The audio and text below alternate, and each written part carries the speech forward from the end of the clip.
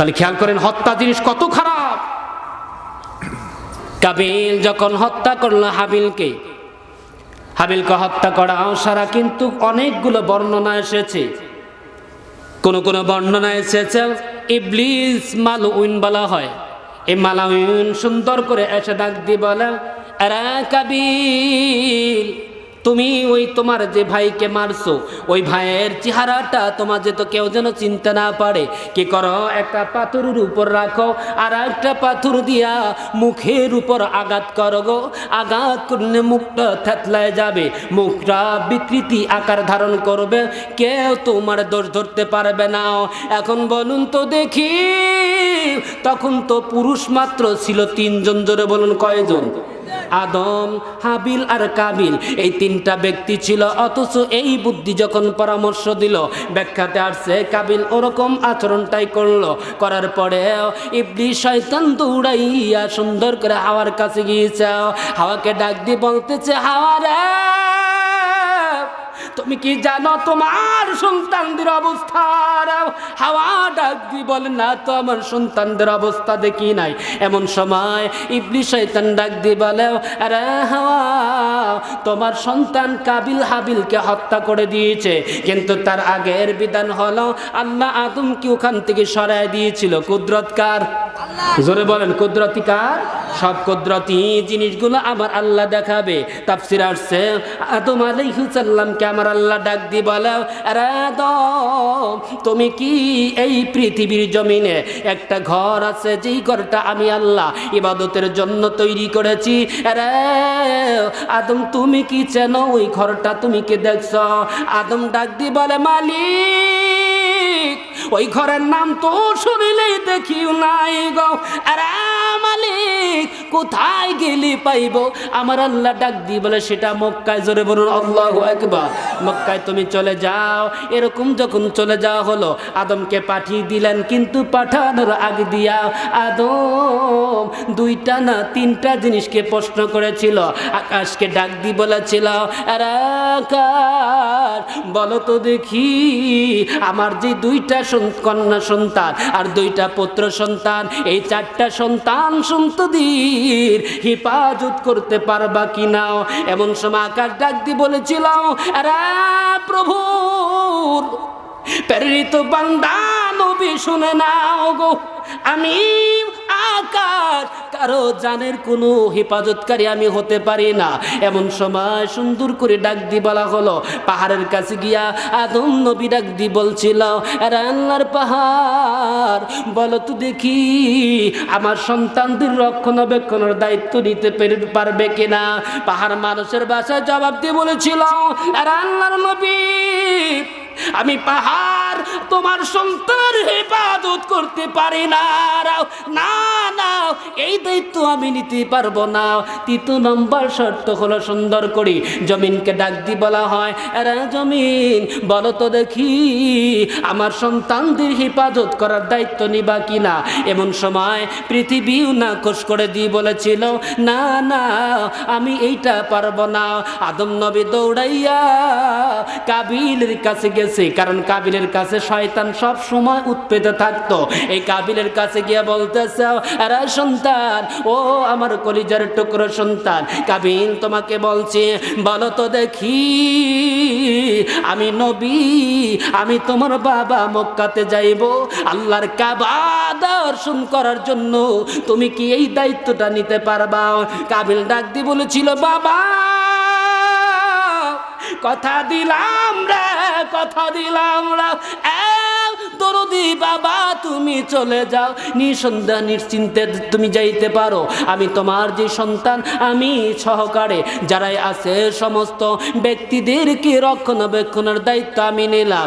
এই বলুন তো দেখি, আল্লাহ সারা দুনিয়ার মানুষ কাউকে কাউকে কি রক্ষা করতে পারে? জোরে বলুন। আল্লাহ নিজেই বলছে, আমি 2 জন ফেরেশতা দিছি বান্দার হেফাজতের জন্য। সুবহানাল্লাহ বলে। কয়টা ফেরেশতা? 2টা ফেরেশতা সব সময় থাকে। বলুন, এই 2টা ফেরেশতার চোখ ফাঁকি দেওয়ার ক্ষমতা কি আমার আপনার আছে? কথা বলেন আছে? তাহলে বোঝা যায় যেটাই করেন না কেন ওই মালিকের যেহেতু চোখ ফাঁকি দেওয়া যায় না, ওই মালিকের যে প্রতিনিধিত্ব করে কিরামান কাতিবিন ইয়ালামুনা মা তাফআলুন, যা তুমি করো সব কিছু ওই কিরামান কাতিবিন দুইজন দেখে, সেগুলো লেখে। কিন্তু ও মুরারির অধিবাসীরা, একটা জিনিস নবীর হাদিসটা শোনায় যায়। আমার নবী বলে, উম্মতিরা রে, তোমাদের কি বলে দেই, কোনো ব্যক্তি পাপ কাজের নিয়ত করছে, জোরে বলুন কিসের নিয়ত? পাপ কাজের নিয়ত করছে, অটোমেটিক নিয়ত তার কমপ্লিট কেমন? একেবারে পূর্ণাস্থা, এসে খারাপ কাজ করবেই। বাম কাদের ফেরেশতা গুনাহ লিখতে যায়, ডান কাদের ফেরেশতা ধমকায়, বন্ধ রাখ, এখনো সময় আছে। সুবহানাল্লাহ, জোরে বলেন। নবী বলে, ওই ব্যক্তি পাপের কাজে যখন গিয়েছে, পাপটাও যখন শুরু করেছে, তখনও যখন লিখতে যায়, বাম কাদের ফেরেশতা ডাক দি বলে, ডান কাদের ফেরেশতা বলে বাম কাদের ফেরেশতারে, এখনো কিন্তু লেখা যাবে না। কারণ বাম কাদের ফেরেশতা ডাক দি বলে, ডান কাদের ফেরেশতা, কেন গো এত বারণ করছো, কেন এরকম করতেছো? এমন সময় ডান কাদের ফেরেশতা ডাক দি বলে, ফেরেশতা, এখনো সময় আছে, এই বান্দা বলা যায় না, তওবা করে আল্লাহর দরবারে আবার ফিরে আসতে পারে। যখন সংগঠিত হয়েই যায়, তখন সে বাম কাদের ফেরেশতা গুনাহ লেখে। আর যখন কোনো ব্যক্তি সওয়াবের কোনো কাজ, ভালো কাজের নিয়াত করেছে, খেয়াল করেন, ভালো কাজের নিয়াত করেছে, বাম কাদের ফেরেশতার অনুমতি লাগে না, তখন থেকে ডান কাদের ফেরেশতা সওয়াব লিখতে থাকে। যতক্ষণ পর্যন্ত না করে, ততক্ষণ পর্যন্ত তার সওয়াবগুলো আল্লাহ পাক লিখতেই থাকে। সুবহানাল্লাহ, জোরে বলেন। যেমন ধরেন, আগামী 20 তারিখে বা 15 তারিখে অমুক জায়গা মাহফিল, কথা বুঝেন, আপনি নিয়ত করছেন অমুক মাহফিল আমি কোরআনের আলোচনা শুনে কিছু ইবাদত করব, এই নিয়ত। আর আমাদের নিয়ত হলো অমুক জায়গা দ্বিতীয় তোফাজ্জল আসবে, একটু মুখ দেখে আসি, কথা কয় নাকি, একটু কণ্ঠটাও শুনে আসি। ও ভাই, আপনারা তো আসেন, কিন্তু দুইটা পায়ে ধরে বলি, এই নিয়ত করবেন না যে বক্তার কণ্ঠ শুনবো, বক্তা যা আলোচনা করবে, যে আমলগুলো বলবে, এই আমলগুলো নিজের জীবনে বাস্তবায়ন করব। তাহলে এই রাস্তায় আসতে যদি আপনি রাজপথে যদি অ্যাক্সিডেন্ট করে মারাও যান, বিশ্বনবী বলছে ওকে শহীদের মর্যাদা আল্লাহ পাক দান করবে। কত বড় ফজিলত, বরকত। অথচ আমরা নিয়ত করি যাই, 26 ইঞ্চি বক্তা আইছে, কথা বলেন না কেন, দেখে আসি। এই নিয়ত করবেন না, যেহেতু কোরআনের মাহফিলে আসবেন, তাহলে নিয়তটা সহি করাই ভালো। কারণ এই সহি নিয়তের পিছনে শয়তান সব সময় উস্কানি দেয়, যে ও যেন সহি করতে না পারে। বাবাজি খেয়াল করবেন, আল্লাহর বান্দা যখন এরকম ঘটনা হয়ে গেল, কাবিল হত্যা করে ছাড়লো, কারণ 11টা 18 বাজে, বেশি সময় নেওয়া যাবে না। এমন সময় কাবিল যখন ওরকম হাবিলকে যখন কাবিল মারল, মারা সঙ্গে সঙ্গে এরকম কি করবে, আল্লাহ শাস্তি পাঠায় দিয়েছে। 2 ধরনের শাস্তি আল্লাহ দিয়েছিলেন, আউযুবিল্লাহ, জোরে বলেন। এই জন্য আমার নবী কি আমার আল্লাহ ডাক দি বলে, আরে বন্ধু, তোমার উম্মতের মধ্যে যারা খুন খারাপি করে, আমি আল্লাহ তাদেরকে এরকম শাস্তিগুলোই দান করব। যখন যখন ভাইকে হাবিলকে যখন মারা হলো, হাবিলকে মারার সঙ্গে সঙ্গে কেমন করে কি করবে, কোনো কুল কেনারা পাচ্ছে না, কিভাবে বাড়িতে ফিরবে, এইটাই চিন্তায় ফিরে আসতেছে না। এই যে মারা হলো না, জীবনের প্রথম যেহেতু পৃথিবীতে কেউ মরে নাই, কেউ তো কাউকে দাফনও করে নাই, কি করবে চিন্তায় বিমর হয়ে গেছে। হঠাৎ করে তার মধ্যে 1-2টা দিন না, একটা ব্যাখ্যাতে এসেছে 1টা বছর হাবিলের লাশ কান্দি করে রাস্তায় রাস্তায় ঘুরে বেড়াইছে। জোরে বলুন আল্লাহু আকবার। এরপরে আমার আল্লাহ ডাক দি বলে, ফাবাআসাল্লাহু গুরাবা, জোরে বলুন আল্লাহু আকবার। এরপর আমার আল্লাহ ডাক মারে, দুনিয়ার মানুষ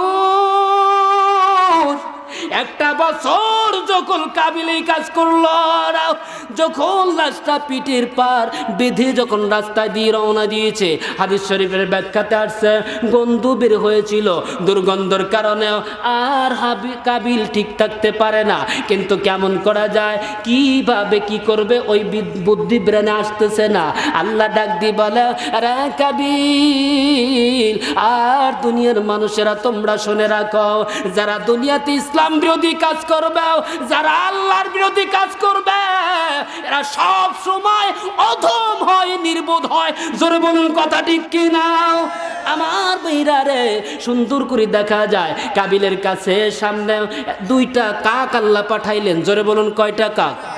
দুইটা কাককে পাঠায় দিলেন। একটা ওই দুইটা কাক আপন ভাই ছিল। জোরে বলুন কি ছিল? দুই কাক ব্যাখ্যাতে এসেছে দুইটা কাক আপন ভাই ছিল, রক্তের কাক ভাই। এই দুই কাক এক কাক আর কাককে ঠকাতে ঠোকরাতে একজনকে হত্যা করা ফেললো। হত্যা করার সঙ্গে সঙ্গে ওই মৃত কাকটারে জীবিত কাক পাশ থেকে মাটিগুলো ঠড্ডি দিয়ে ঠুকরাচ্ছে। এদিকে কাবিল তাকে দেখে, আমার আল্লাহ ডাক দি বলে, দুনিয়ার মানুষ, আমি আল্লাহ কাবিলকে বুঝা দিয়েছি এরা নির্বোধ, তোর ভাইকে কেমনি করে তুই মারলি? কারণ তোর যেই চেহারা, যেই তোর শরীরটা ছিল, এই শরীর হাবিল ইচ্ছা করলে গো ঘুষি দিয়া তোরে বহু দূর ফেলায় দিতেও পারতো। জোরে বলুন আল্লাহু আকবার। এরপরে হাবিল করে না, হাবিল ডাক দিয়ে বলেছিল, আরে ভাই, আমি একমাত্র আমার মালিক, আমার আল্লাহকে আমি ভয় করেছি। জোরে বলুন আল্লাহু আকবার। এখন বলুন আপনাদের অন্তরে কার ভয় থাকবে? আরো জোরে বলুন কার ভয়? কোন নেতা, কোন বাড়ির কোন কর্তা, কারো ভয় অন্তরে জায়গা দিলে ঈমান থাকবে না। আর এই ভয়কৃত যারা কোনো ব্যক্তিকে ভয় দিয়া পৃথিবীতে বাস করবে রে, ওই ভয়কৃত ব্যক্তি কোনোদিন আল্লাহর জান্নাতে যেতে পারবে? এমন সময় যখন কাকটা যখন এরকম করলো, কাবিল পাশ থেকে তাকায় দেখাও নিজের মধ্যে অনুতপ্ত ভক্তি ছিল, বলছিল এমন আমি নির্বোধ রে।